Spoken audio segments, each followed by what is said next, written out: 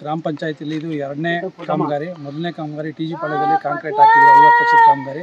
ಇದು ಸಹ SCP ಸ್ಕೀಮ್ನಲ್ಲಿ ಕಾಂಕ್ರೀಟನ್ನು ಮಂಜೂರು ಮಾಡಿಸಿ ಈಗ ಲಕ್ಕೇನಹಳ್ಳಿವರೆಗೂ ಕಾಂಕ್ರೀಟನ್ನು ನಮ್ಮ ಶಾಸಕರು ಹಾಕಿಸ್ತಾ ಇದ್ದಾರೆ.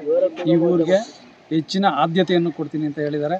ಈ ಊರಿಗೆ ನಾವು ಪಂಚಾಯತಿ ವತಿಯಿಂದ ಒಂದು ಫಿಲ್ಟರ್ ವಾಟರ್ ಕೂಡ ಮಾಡಿದ್ದೀವಿ.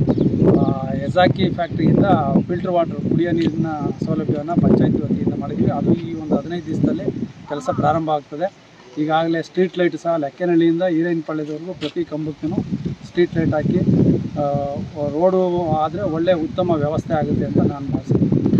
ಇವತ್ತು ಏನೇನು ಕಾಮಗಾರಿಗೆ ಬರ್ತಾರೆ ಸರ್ ಶಾಸಕರು? ಇವತ್ತು ಈರೇನಪಾಳ್ಯದಿಂದ ಲಕ್ಕೇನಹಳ್ಳಿವರೆಗೂ ಕಾಂಕ್ರೀಟ್ ರಸ್ತೆ ಭೂಮಿ ಪೂಜೆ, ಅದೇ ರೀತಿ ನಮ್ಮ ಪಂಚಾಯತಿ ವ್ಯಾಪ್ತಿನಲ್ಲೇ ಹೊಸಳ್ಳಿ ಕಾಲೋನಿಯಲ್ಲೂ ಕೂಡ ಕಾಂಕ್ರೀಟ್ ರಸ್ತೆ ಕಾಮಗಾರಿ ಪೂಜೆ. ಏನು ಹೇಳಕ್ಕೆ ಇಷ್ಟಪಡ್ತೀರಾ ಸರ್? ಅಂದರೆ ಎಷ್ಟು ದಿನದಿಂದ ನೆನಗುದಿ ಬಿದ್ದಿತ್ತು ರಸ್ತೆಗಳ? ಇದು ಅಲ್ಲಿ 20 ವರ್ಷದಿಂದ ನಾನೇ ಟಾರ್ ಹಾಕಿದ್ದೆ. ಇಲ್ಲಿ 20 ವರ್ಷದಿಂದ ಅಂಜನಮೂರ್ತಿಯವರು ಇದ್ದಾಗ ಟಾರ್ ಹಾಕಿದ್ರು.